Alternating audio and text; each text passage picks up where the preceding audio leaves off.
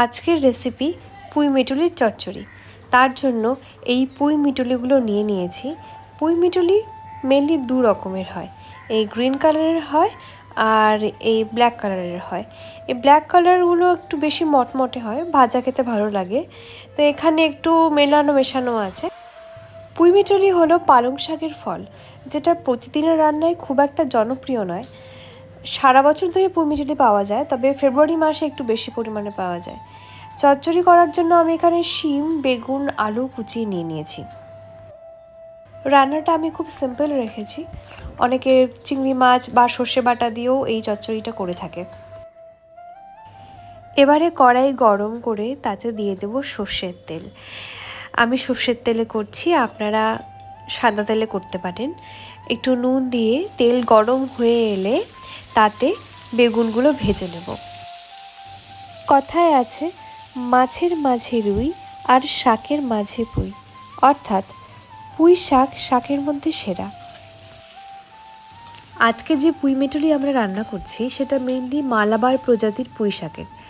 আর এই প্রজাতির পুঁই শাকে রয়েছে প্রচুর পরিমাণে ভিটামিন এ, সি, আয়রন আর ক্যালসিয়াম। বেগুনগুলো গোল্ডেন ব্রাউন হয়ে এসেছে, ভাজা হয়ে গেছে। এগুলো এবার তুলে নেব।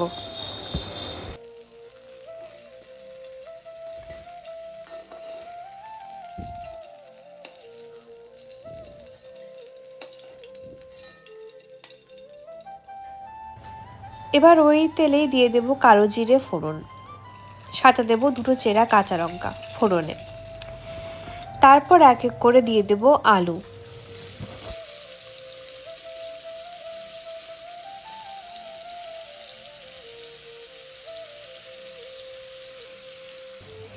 একটু নুন দিয়ে আলুগুলো একটু ভাজা ভাজা করে নেব।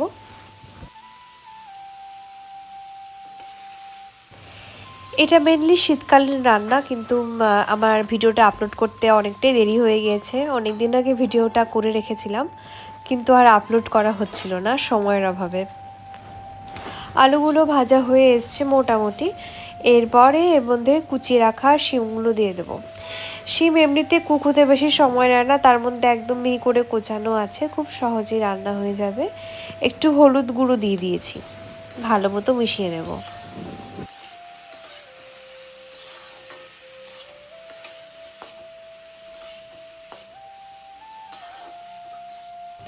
ঢাকা চাপা দিয়ে কিছুক্ষণ রান্না করে নেব। তারপর ঢাকা খুলে পুঁই মিটুলিগুলো এর মধ্যে আস্তে করে দিয়ে দেব। আপনারা চাইলে পুঁই মিটুলি সামান্য ভাপিয়ে নিতে পারেন, আমি ভাপিয়ে নিইনি, এমনিই আমি ব্যবহার করেছি।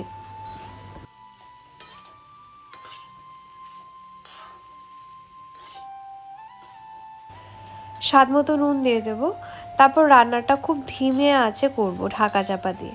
পুঁই মিটুলি সেদ্ধ হতে একটু সময় নেয়। আর আমি যেহেতু এখানে চচ্চড়ি করছি, তাই একটু গরম জল ব্যবহার করব। ভাজা মতো করলে গরম জল ব্যবহারের দরকার পড়ে না, সেক্ষেত্রে একটু বেশি সময় ওই ঢাকা চাপা দিয়ে একটু বেশি পরিমাণে তেল দিয়ে রান্নাটা করতে হয়।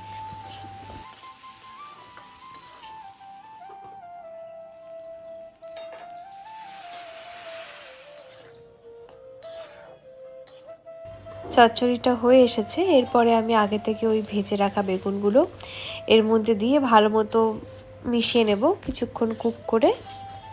তারপর আঁচ থেকে নামিয়ে নেব।